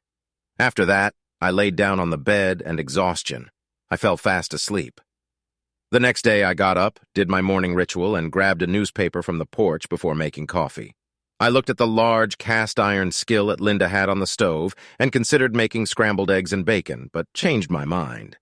After devouring a bowl of cereal and a slice of toast, I opened the newspaper and turned to the sports section. Cheating husband considering lawsuit against Sharks. Tight end Mark Lavalier read the large headline. This has to be good, I thought. Audrey did an excellent job of retelling what I had told her the day before. I noticed that she'd avoided my name, saying I'd spoken to her on condition of anonymity. The man who identified himself as the woman's husband also provided a video that clearly shows a relationship between the woman, who he said was his wife, and Lavalier, the article states. According to the husband, his wife's friends allegedly helped her escape with Lavalier. Attempts to contact these people have so far been unsuccessful. Like all other players on the team, Lavalier's contract with the team includes a very strict morals clause. Violation and non-compliance with this clause could result in litigation with the team. We reached out to team management and Lavalier for comment. We received no response from the team, and Lavalier simply said, "No comment," the article concluded. Satisfied, I closed the paper and sipped my coffee. My phone buzzed, and I looked up to find a message from Audrey. "Hope you read the paper this morning," the message read. I replied, "Yes, it is." "Great article. Thanks," I wrote back. I received another message, "YVW, you're welcome." It was followed by another, "Expect a call very soon." TTFN? I thanked her again and put the phone back in my pocket. Sure enough, a few seconds later, it buzzed. I looked and saw that I was getting a call from an unfamiliar number. I answered, wondering who it could be. "Jim Carlisle," I said. "Mr. Carlisle, this is Lisa Hawkins," said a friendly female voice. "I got your number from Audrey Tannis and wanted to call you. I hope I didn't catch you at a bad time." "There are no good times these days," I said. "But I'm glad you called, Miss Hawkins. What can I do for you?" "Well, more like what I can do for you. For starters, just call me Lisa." "Okay, Lisa," I said. "And please call me Jim." "Thank you, Jim," she said. "Audrey told me about you last night, and I wanted to contact you after you read her article. I assume you've read it." "Yes," I said, "and I thought she did a pretty good job." "I thought so too," she said. "Look, Jim, I'd like to represent you if you don't mind. Is it true that you're considering legal action against Lavalier and the team in addition to divorcing your wife?" "Yes, it is," I said. "Well, you're in luck," she said. "Not only is adultery a permissible ground for divorce in this state, but it's against the law, even though it's not enforced. And suits for alienation of affection are also allowed in this state. I think you have a very strong case. I understand you have children?" "Yes," I said. "Two, a boy and a girl. Will you seek custody?" she asked. "Absolutely," I said. "It might be a little complicated, but we can certainly ask for it," she said. "Look, I'd like to start putting the case together today. I'd like you to bring everything you can regarding your finances and any evidence you have of their affair. Can you meet me in my office tomorrow morning, say 8 o'clock? "Yes," I said. "I can do that." "What about the fee? Don't you need an advance or something?" "Usually, yes," she said. "But in any case, I'm willing to do it pro bono for free for you." "Thank you. But why would you want to do that?" I asked. "I'll tell you someday, just not now over the phone," she said. "Okay," I said. "One last thing, Jim," she said. "What's that?" I asked. "After this morning's article, you'll probably hear from the Sharks' legal team." She said, "Don't give in to them. Absolutely not. Just tell them they can expect a call from your lawyer. Can you do that?" "Of course," I said. "All right," she said, "and don't do anything stupid." I chuckled. "I won't. I promise," I told her. We said goodbye and ended the conversation. Looking at the time, I decided to go to the kids.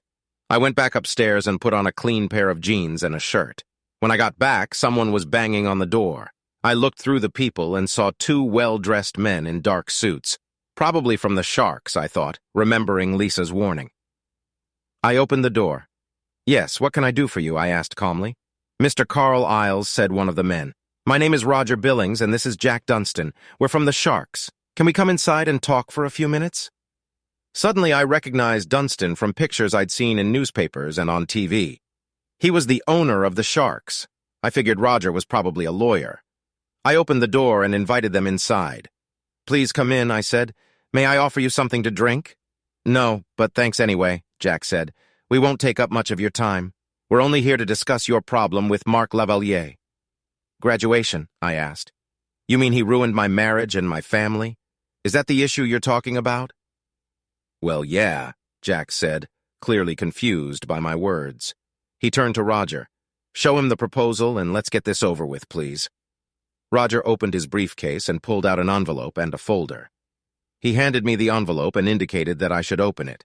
I opened it, and as I looked inside, I was shocked. I could feel my face turning red as I looked at the two men. "Is everything all right, Mr. Carlisle?" asked Jack. "You've got to be kidding me," I said. "Is there a problem, Mr. Carlisles?" asked Roger. "Everything seems to be in order." $1,000? I asked.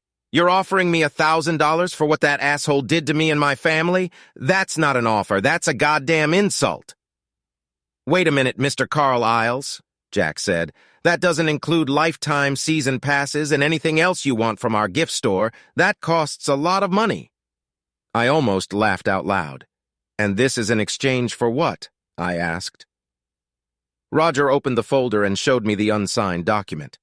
"According to this document, we asked that you not file a lawsuit against the team or Mr. Lavalier," he said. I looked at the document and couldn't believe what I read. "And you won't do anything to Lavalier?" I asked. "What about the morals clause in his contract?" Roger shrugged. "Listen, Mr. Carlisles," Jack said. "Boys will be boys. Mr. Lavalier is a respected member of the team with a very high standing in the community. All we're asking you to do is reconsider the decision to prosecute. We don't want anyone's reputation tarnished. Surely you can understand that."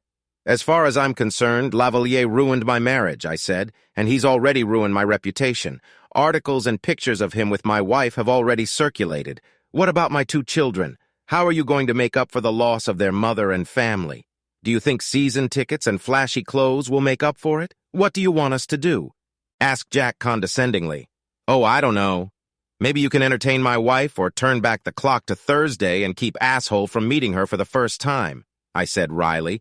"Better yet, why don't you kick some balls around the soccer field a few times? Live on the air. Hell, I'd even pay to watch that." Both men looked at me shocked. "We can't do any of that, Mr. Carlisles," said Roger. "Perhaps you'd like to make a counteroffer?" "You will listen to my attorney. This meeting is over. Please leave." They looked at each other, then stood up. Jack held out his hand to shake mine, but I didn't take it.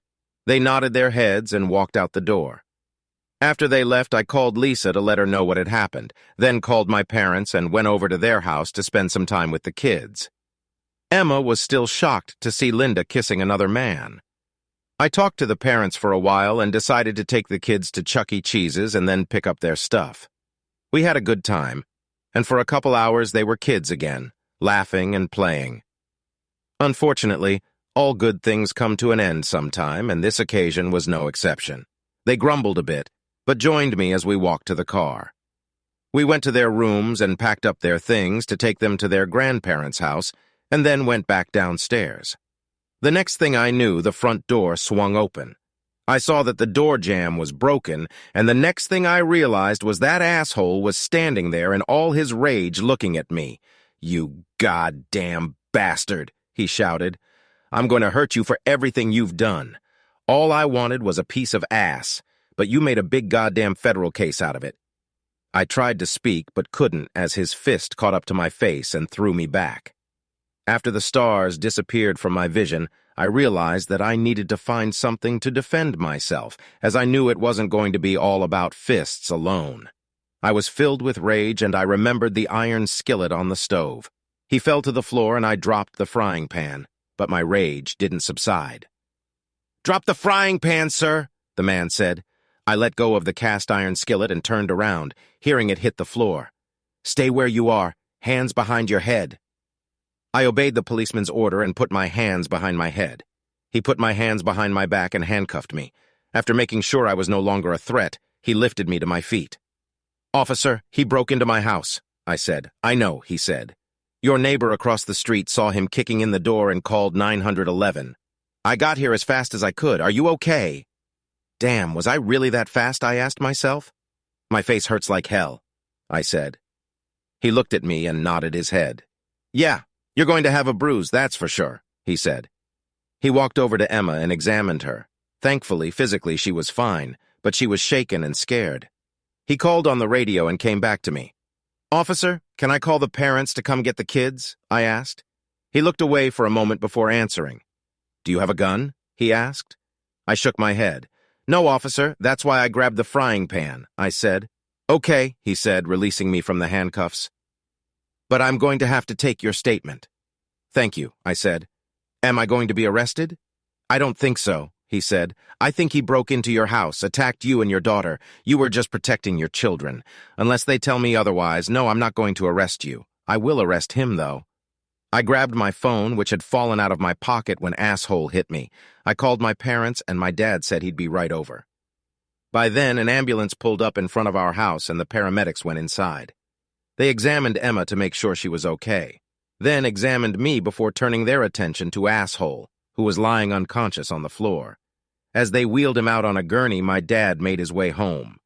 "What the hell happened?" he asked, walking into the house. "We had an unwanted guest," I said. He watched my face for a second. "Damn, boy, this is going to be a mess for a long time," he said. He looked at Emma, who was crying on the couch. He took her in his arms and hugged her. "It's okay, honey. The bad man is gone." He looked around for a moment. "Where's Timmy?" Timmy was hiding under the table, barely visible because of the long tablecloth. We saw him peeking out from under the table. "It's all right, son," I said. "You can come out now." He crawled out from under the table and came toward us. My father looked at the policeman. "Can we leave?" he asked. The policeman nodded his head. "Yes, that's all right." He said, "I'll need to have a little talk with your son, but you don't have to be here." "Thank you," he said. He gathered up the kids and their things, then turned back to me. "Come back when they're done, okay?" "I will, Daddy." "Thank you," I said. I hugged the kids and kissed them goodbye, telling them I'd be there soon. After they left, the policeman and I sat on the couch while he wrote down my statement. I couldn't believe it had all happened so quickly. "Good thing your neighbor across the street called in time," the cop said. "I was only a couple blocks away when I got the call. I've been following this Lavalier story. Was that your wife he was seen with?" I nodded my head. "Yes," I said. "I'm sorry to hear that," he said. "Feel free to call if you need someone to talk to," he added, handing me a card with the counselor's name and number on it. "Thank you, officer, I appreciate it," I said. He left after shaking my hand, and I was left standing in the front room looking at the remains of my front door. Fred, the neighbor who had called the police, came over and examined the door as well. "Are you all right, Jim?" he asked. "I do now," I said. "I appreciate you calling the police." "No problem. I saw him kick in the door and happened to be out front with a lawnmower. What did you do with this guy?" "Cleaned my watch with a frying pan, if you can believe it," I said. He laughed. "Remind me never to piss you off," he said. "Just curious. Why did he kick in your door? It wasn't locked or anything, was it?" "No, it wasn't," I said. "And the security screen wasn't even locked. All he had to do was turn the doorknob. Apparently he was too angry to try." "Well, I think we can still close the door, but the jam's completely disintegrated," he said. "I guess we'll have to screw it down until you can replace it. I'll get a drill and screws and help you if you want." "That would be great, Fred," I said. "Thanks. I'll go get my drill." With Fred's help, we managed to close the door, but I had to bolt it because asshole had done damage to it when he kicked it with his foot. Luckily, the deadbolt wasn't locked at that point, and I was able to use it. "That'll do it," he said. "Let me know when you get a replacement, and I'll help you put it in." "Thanks again," I said. Just one more thing my wife's cheating managed to ruin, I thought to myself. I quickly made 2 calls, one to Lisa and one to Audrey. Lisa wasn't very happy that I had mopped the floor with soussrons with a frying pan, but she was glad it was all over, and even happier that I wasn't in jail and the kids were relatively okay. She was, however, amused by the fact that Lavalier was in the hospital and would be arrested. Audrey told me she heard the call on the police scanner and had already talked to the reporter who covers police calls. "You know I can't remain anonymous anymore," she said. "It's all going to be in the police report." "I know," I told her. We talked some more, and she told me to stay tuned. "Everyone will be talking about it now," she said. After we finished talking, I went upstairs and showered again. When I looked in the mirror, my eye was already black and blue. I decided I needed to make another call and dialed my boss's number. I explained the situation and told him I needed to take a few days to get things straightened out. "Shit," she said. "You had a hell of a weekend. That's okay. You've got a lot of free time ahead of you, so take a weekend, figure it out, okay?" "I will, thanks, boss," I said. We finished talking, and I headed off to see my parents and kids. Linda pulled up to their house at the same time I did. I wasn't expecting her to show up, and I didn't know what to expect. I got out of the car just as she did, and we met on the walkway leading to the front door. She was shocked when she saw me. "Oh my God, are you okay?" she asked. I shook my head. "What happened?" "It's a little late to worry about my well-being, don't you think?" I asked sarcastically. "You want to know what happened?" Your lover happened. He came to the house to pick a fight. Yes, it is, I said. Don't worry, I cleaned his clock with your big frying pan. Did you hurt him? She asked. Please don't tell me you hurt him. I couldn't believe what she was saying. He's been taken to the hospital, I said. I don't know what condition he's in, and frankly, I don't care. All I know is that he'll be in police custody for a while. They're pressing charges against him. By the way, why are you here? I came to see my kids, she said. I miss them, and I haven't seen them since. You mean since the night you left us to be with asshole? I asked her, roughly.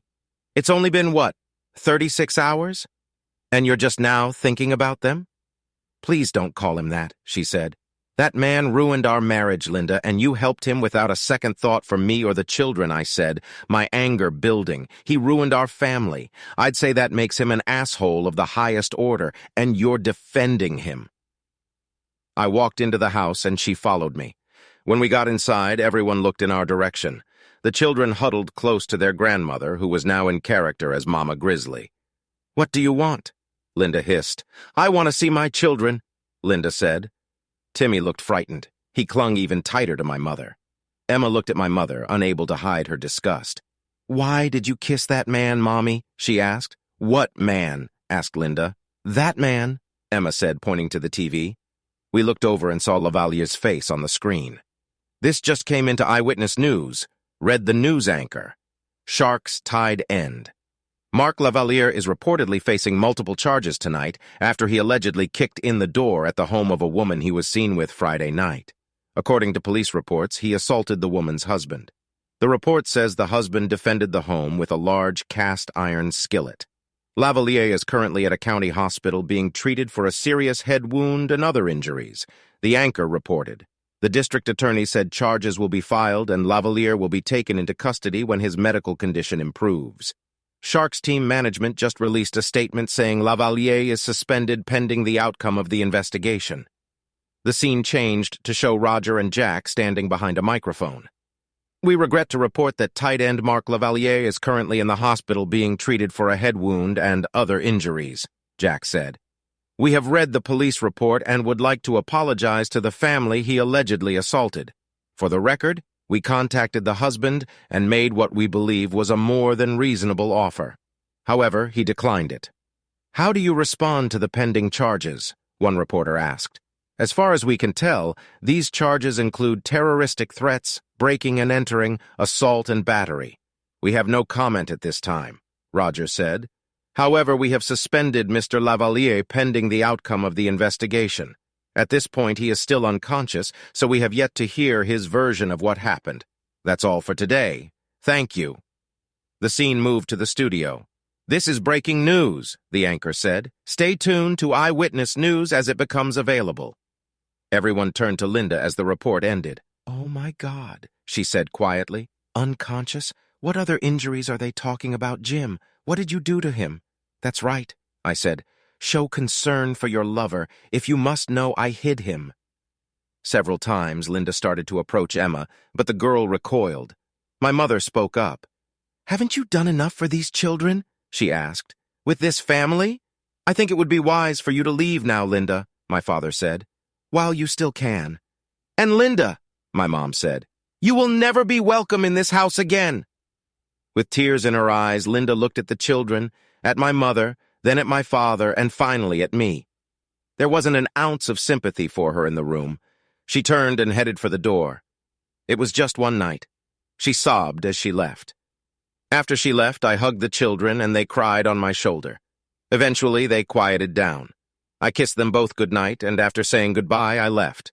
When I got home, I reminded myself to enter through the garage since the front door didn't work. As I entered the house, the phone buzzed.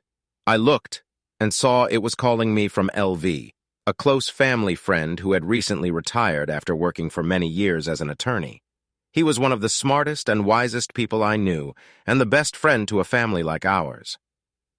Hi, LV, I said when I answered. Hey, you, the old man said. I saw that report. I've been following the story and I recognize Linda from the pictures in the paper. Are you and the kids okay? Not really, I said.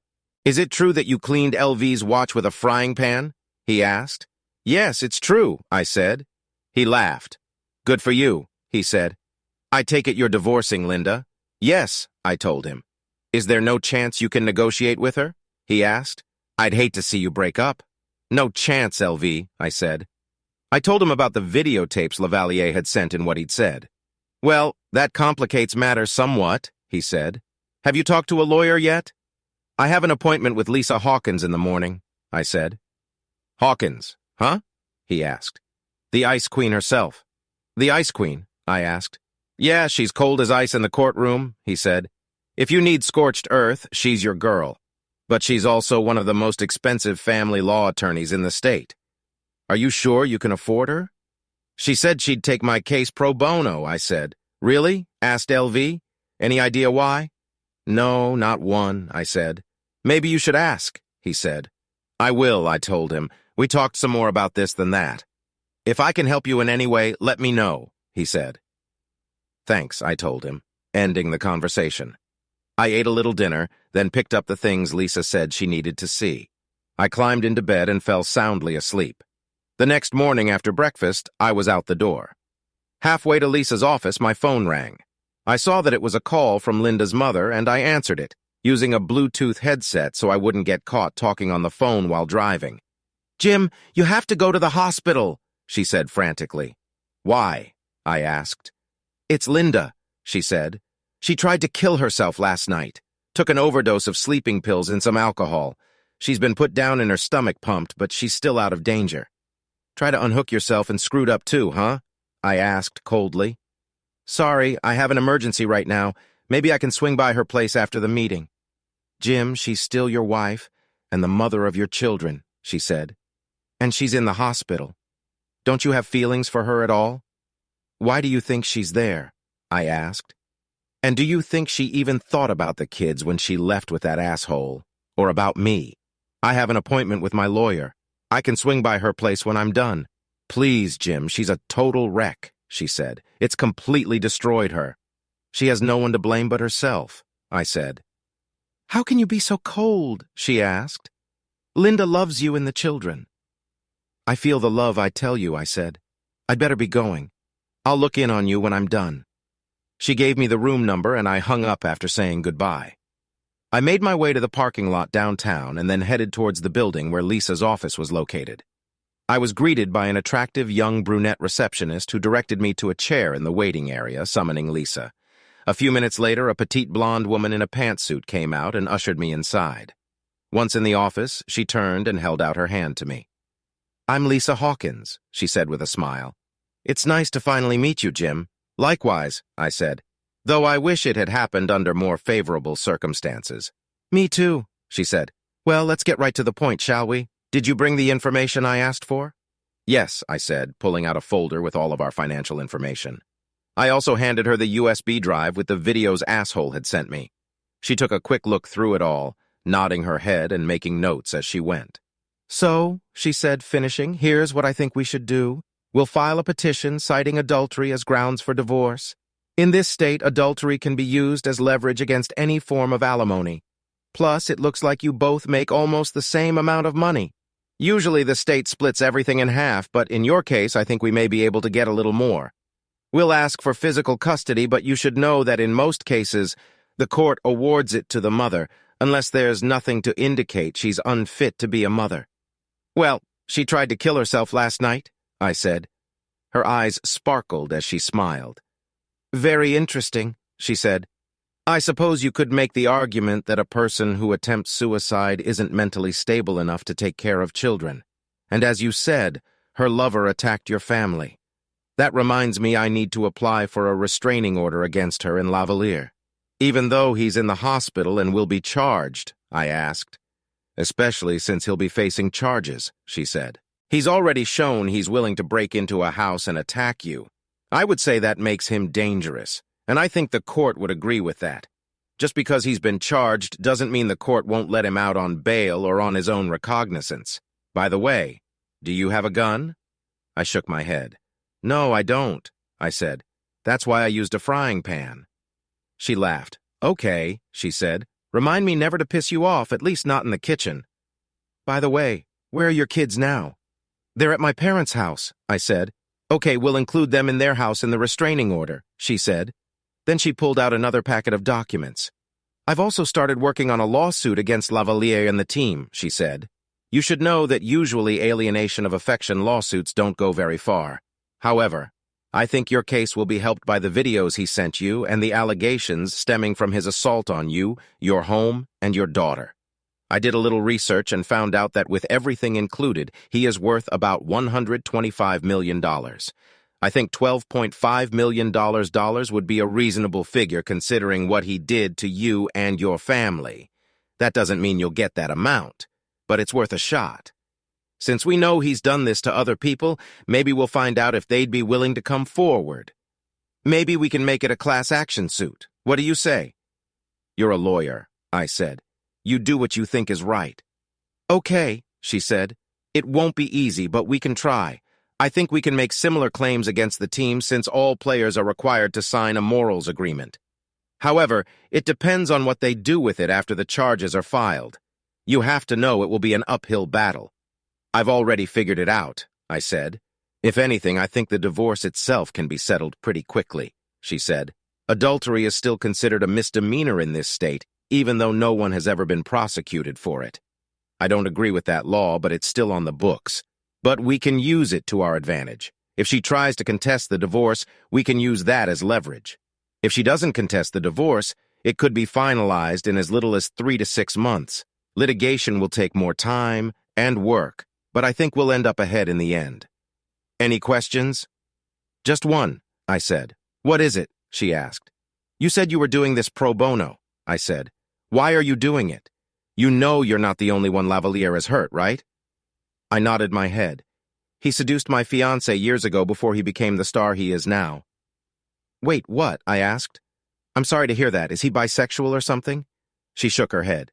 No, not at all, she said. But apparently my then fiancé was. I was still confused, and it was obviously reflected on my face. She smiled and explained.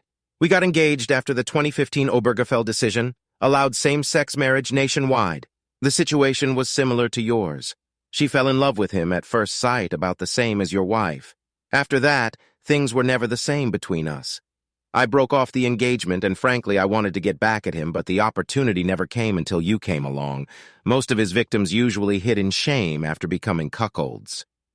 I'm sorry to hear that, I said. Are you two still friends? We're friends, but I wouldn't say we're friends, she said. I've moved on, and so has she. She stopped and gave me a serious look before continuing. Does my lifestyle bother you? She asked.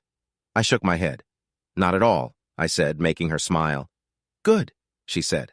I'm glad to hear you say that. So you and Audrey Tanis are together? I asked. She laughed and shook her head. We're good friends, but nothing more than that, she said. And no, there's nothing between us, but I wouldn't mind spending some time with her. Why? Have you thought about sleeping with her? She likes you, you know? I've never known her to take the story personally.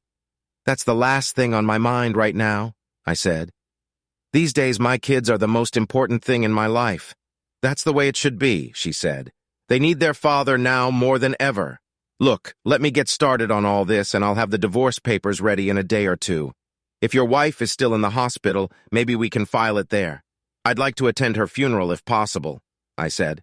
I think we can arrange that, she said. She stood up, signaling that the meeting was over. I'll be in touch. Be careful, okay? I stood up and we shook hands once more.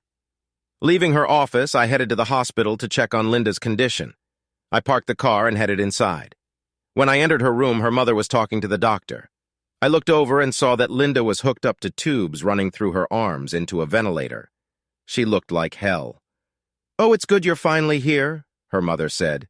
They've put her on a suicide watch and are going to run tests on her.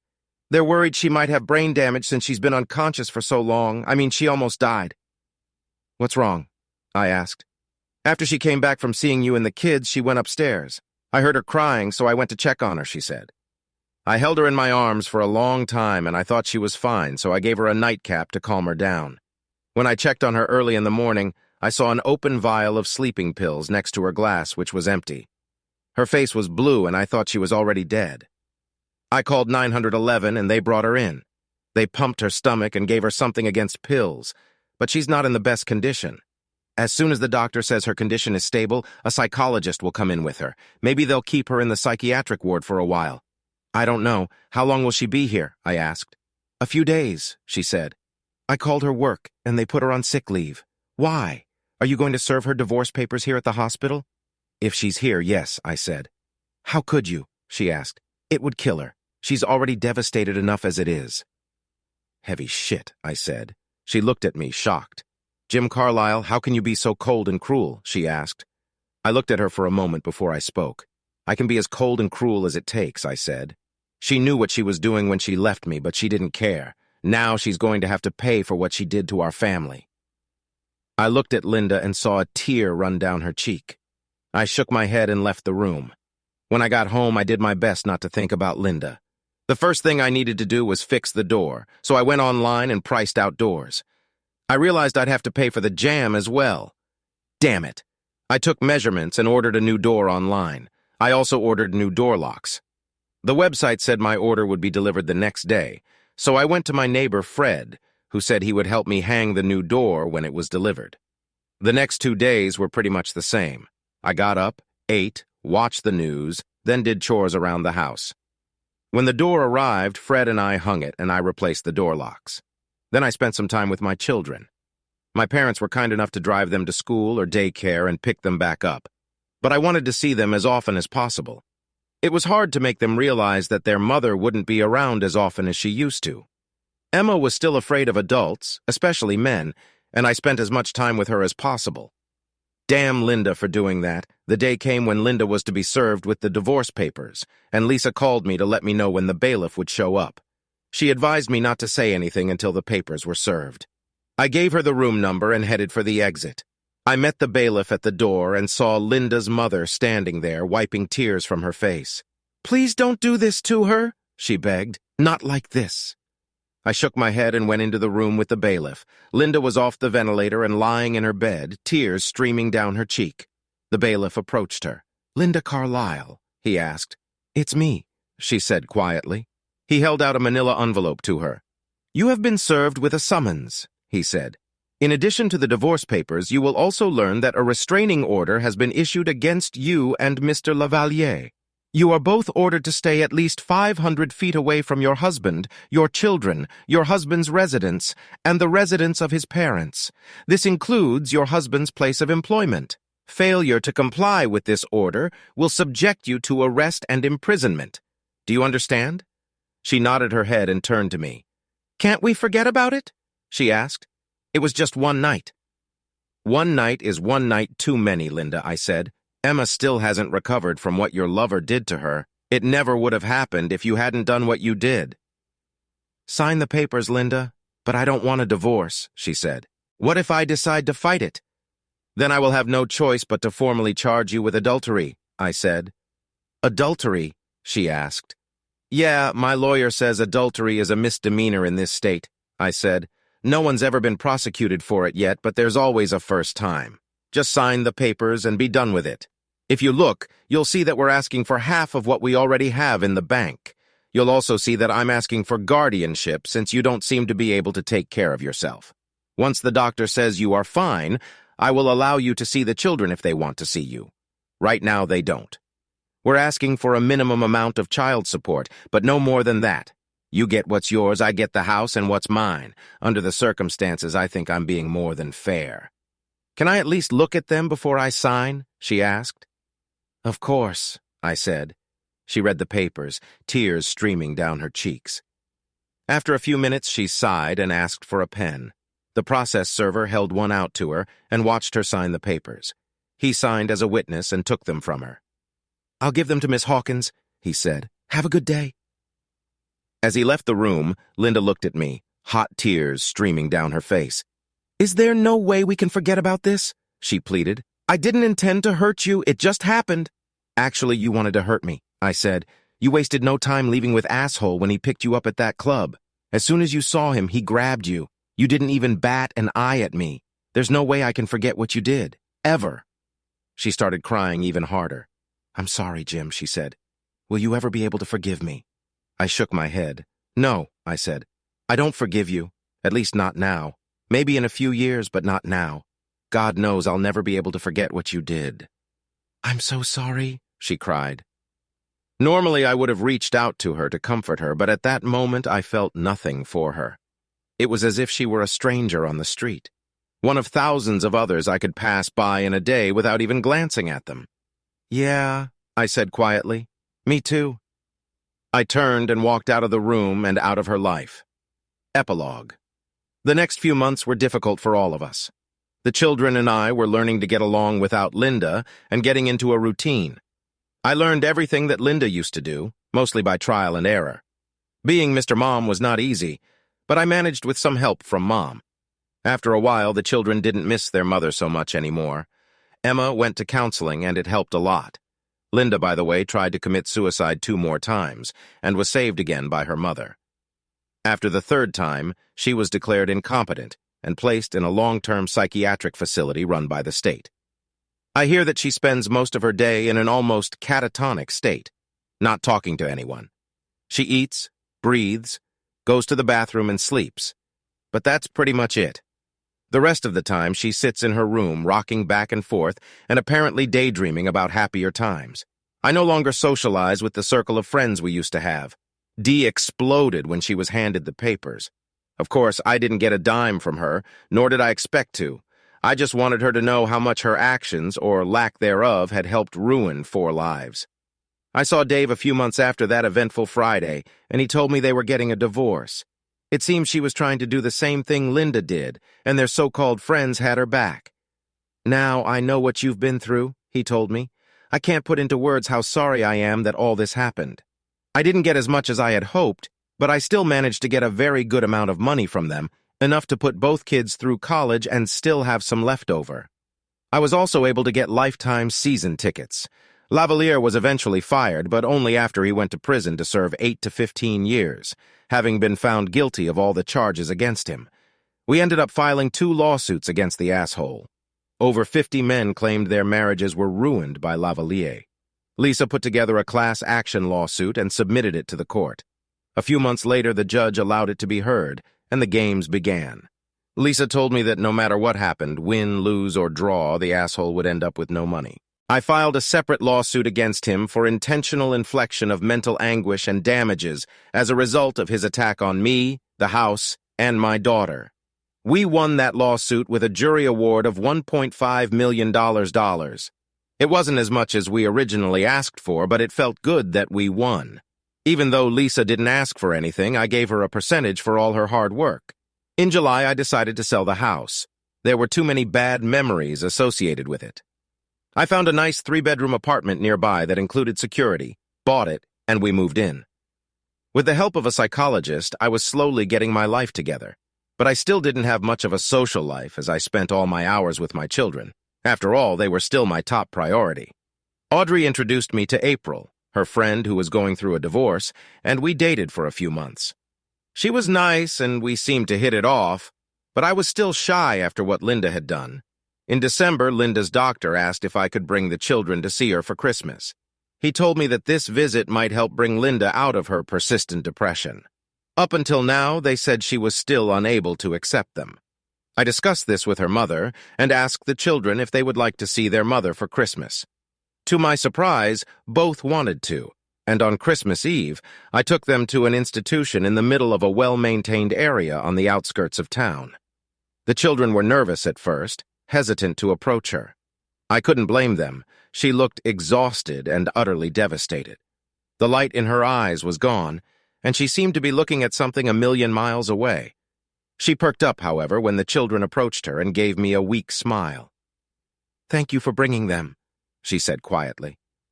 I nodded my head and said nothing. By then, most of the hatred I had felt for her was gone, replaced by sadness. The doctor and I watched as she recounted what had happened. After about an hour, the doctor asked if I wanted to take the kids. I watched for a while and shook my head. "No, let her have it," I said. "It's Christmas after all." He smiled and nodded his head. We watched them talk and laugh. The doctor turned to me as Linda and the kids were spending time together. "I'm curious, Mr. Carlyle," he said. "What happened? I know her side of the story and I know what was reported, but I still don't know your story. Would you mind telling it to me? Perhaps it will help me to understand her train of thought. I told him what happened and how I feel. Hopefully that would fill in some of the blanks. When I finished, he looked at me thoughtfully. You haven't thought about reconciliation? He asked. I shook my head. That's never going to happen, I said. She made a mistake, sure, but can't you get over it somehow? He asked me. No, Doc, I said. Leaving the creamer on all night is a mistake. I know I've done that. What she did was cold and calculated. She conspired with her friends to make it happen. It's time for her to take responsibility for her actions and move on. Why don't you help her do that? All she wants is to be loved by her family, he said. Yeah, well then take one in one hand and shit in the other and see which one fills up faster, I said. You seem to be holding a grudge, he said. How would you feel if you were me, Doc? I asked. Wouldn't you be angry if your wife turned her back and left you without even saying goodbye? I understand you, he admitted. How long do you think she'll be here? I asked. It's hard to say, he said. She's a ward of the state now. She has to show them that she can function independently in society without being a danger to herself or others. Right now, she's a long way from that. She could be here for years. I nodded my head understandingly. We remained silent and watched her interact with the children. Finally, I noticed that Linda was getting tired. She's been getting tired a lot easier lately, the doctor said. He walked over to her. Linda, it's time for you to take your medication. The children need to go home. She nodded her head and kissed the kids one last time. She looked at me. There was sadness in her eyes. Thank you very much, Jim, she said. I'd be glad if I could see them more often. I'm getting better, really. Yes, Linda, I can see that, I said. You look really good, she said. Are you seeing anyone? I date from time to time, but nothing serious, I said. I miss you. And I still love you, she said. I nodded my head. I missed the woman I married, I said. Get well, okay? And Merry Christmas. She smiled, and for a moment I saw a hint of the old Linda. Merry Christmas, she said, and thanks again. You're welcome, I said. The kids said goodbye and walked in my direction. Daddy, can we see her next week? Asked Emma. Can we, please? Yes, may I, Daddy? Ask little Timmy. Oh, I think we can work something out, I said. Let's get you guys home, okay? Thus began a twice-a-month ritual. Most often, the kids were picked up by Linda's mother, but sometimes I did it. A couple times I even had a little talk with her, but we never discussed asshole. There was no way I was going back to her, and she knew it. But she seemed to enjoy the few minutes we spent together. A year and a few days after that Friday when our lives were turned upside down, the first coronavirus death was reported in the United States. It was February 29th. Didn't I say February had to improve to suck? The next month, fans and orders to stay home were put in place. Oh yeah, that sucked. In a few months, it will be 2 years since Linda left the family with sus runs. And while things still suck, they aren't as bad as they used to be. For example, in June 2020, Lavalier's team put their hands down and settled a class action lawsuit. Lisa was right. By the time all was said and done, Asshole was penniless. We didn't get much, but it was nice to know that he was done for good. He'd lost everything, his money, his reputation as a hero to society, his fame, even his testicles, and his ability to ever experience an erection. Even Linda smiled at that. Maybe next February won't suck as much, or at least not as lame as the previous two. Thanks for watching. I hope you enjoyed it, so subscribe to my channel and watch the next video.